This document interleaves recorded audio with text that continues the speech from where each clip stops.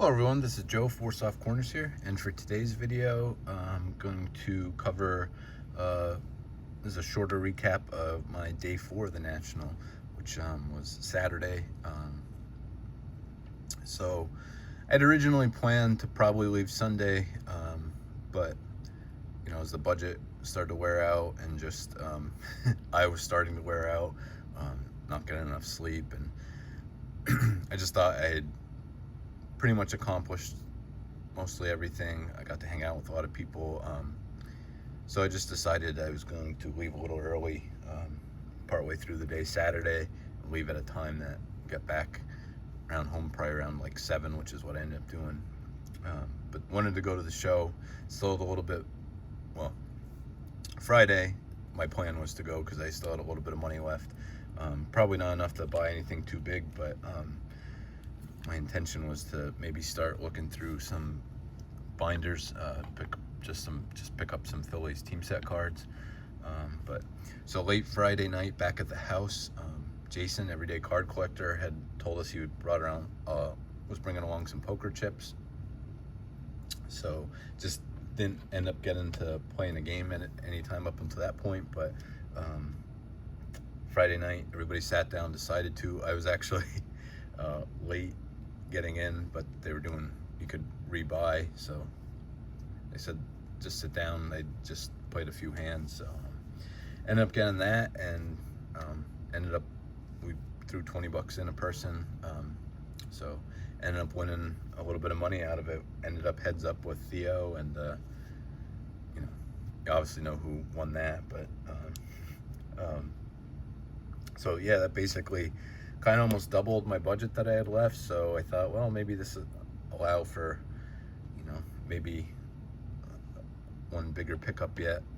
So wasn't exactly sure I was going to do, but most of us all from the house got in about the same time. And first thing we all did was, I won't say the card for sure, but Matt from the card store wanted to pick up a Babe Ruth card at the show. Picked up a Ty Cobb last year, and then wanted to keep going with the inaugural class of Hall of Famers. So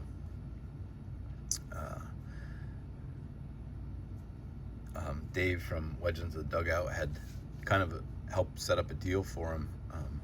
So very first thing he wanted to do was just go to that table, pick up the card if he liked it for sure, seeing it in person. So yeah, collectively, like I said, just about everybody from the house was over there together. Saw Matt pick up his card. That was awesome. So just happenstance, while we were at the table and taking pictures and just talking, and just being generally excited for him, I saw a copy of this card in the showcase. It was in a higher, like SGC4 or something, but even in that grade, I looked at it and saw the price on it, and I didn't realize cards from this set were this proportionately this cheaper than other cards from a similar era. So really got my gears spinning then, and thought, well, I'm gonna go around and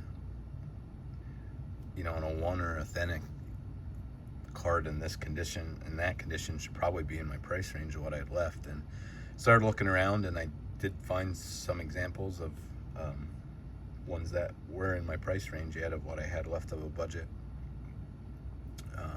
So I'll just show the card and I'll speak more then. So coming into the show, had picked up pretty much all my targets except for bigger cards. I wanted something from pre-war tobacco card era. I had originally, one of them was a T206 John McGraw portrait that I was looking at, just because I love the image on it. Saw a couple of them. All of them were a little bit higher grade than I'd needed, and was more than I'd want to spend on a card. So I'd not picked anything up, pre-war yet. And like I said, when I saw a copy of this card in a higher grade, I think it was stickered at like 750 and a 4. And I thought, that seems really reasonable. And then I started looking up stuff on eBay, and like I said, going I pretty much just bounced around the show as fast as I could, trying to find, looking at all the tables I knew for sure that I'd seen up until that point that had nice vintage, or knew that the dealers were good to work with or stuff like that, and just kept bouncing around probably for about an hour and a half, as much as I could, and found this one pretty early on. Didn't find a better copy, and then I'm going back here, and so this was stickered at $450, I believe. I came in with an offer at like $325. Came back like somewhere at $360, and ultimately ended up at $350 on this card, which, like I said, I just so I was talking with Matt afterwards. Went back to the table where they were all would congregate throughout the week with him and his family, and just talking about the price on it and everything. I said I had no clue these were that price. Like, I'd seen these, I knew they were cheaper most times than T205s or T206s, but we both kind of just settled on that people just don't like the oversized cards. So I don't know for sure, but so this is from 1912. T206 is 1909 to 1911, and then T205 is 1911. So I mean, the next year, it's pretty much the same image. I think most of the cards in this, I think, are pretty much the same image as the T205s. Obviously, just don't have the gold border. But Playing Days Mathewson, and then you have the action shots, which some of them don't have anything to do with the players on the card, but I thought this one in general is cool. I know there's a couple different pairs with Mathewson, and then the action images being different, but to have him on a Playing Days card, his catcher here, John Chief Myers, and then John McGraw here in the middle.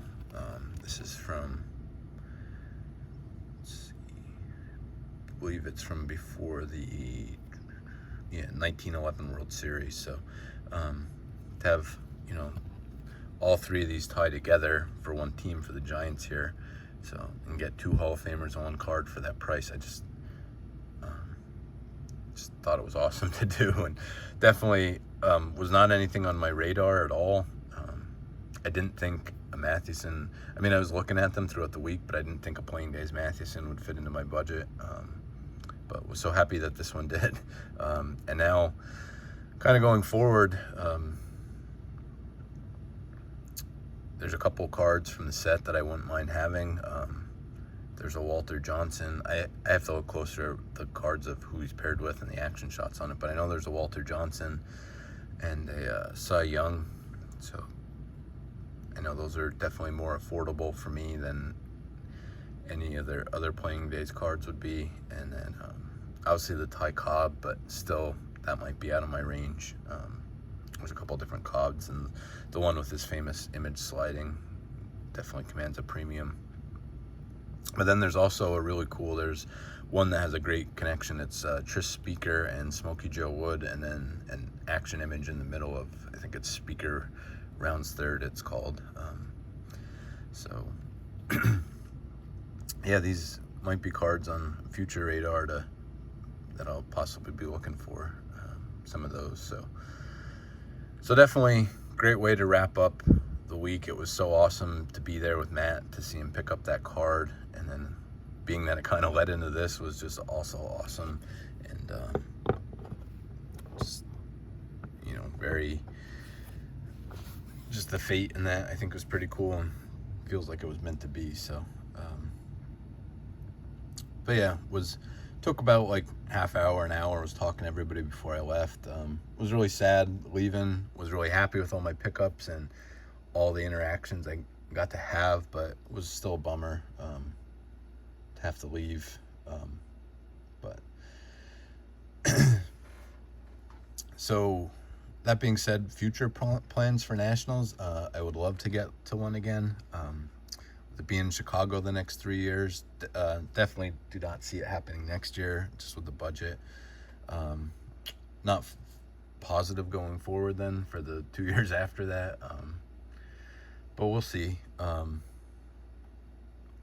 definitely would like to start, and I believe I am going to the next Philly show in September. So some of the more regional shows that are still, decent size like that. For me, that's only a little bit over 2 hours. So I believe me and my buddy Bryn are going to be heading down there in September. So I might just be doing more of that for the next couple years. I know Strongsville would be awesome. I mean, it's still like a 5-hour drive, and would have to